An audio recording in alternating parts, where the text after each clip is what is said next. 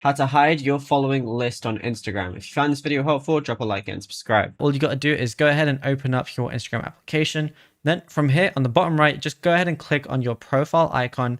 Then on the top right, you're going to click your three little lines right there. And now let's say you don't want anyone seeing who you follow or who follows you or anything like that. The best and easiest method to do this is go under who can see your content, go to account privacy and just make sure you're on a private account. And if if you're not seeing the option for account privacy to make your account private, just make sure you're not on a business account. So you can go to account type and tools. And if you're on a professional account, you can switch to a private account from this section and then switch your account to private.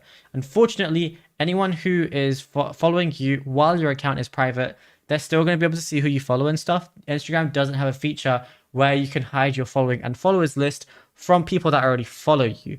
But if you're on a private account, people that don't follow you won't be able to see your followers or following list. And yeah, it's as simple as that.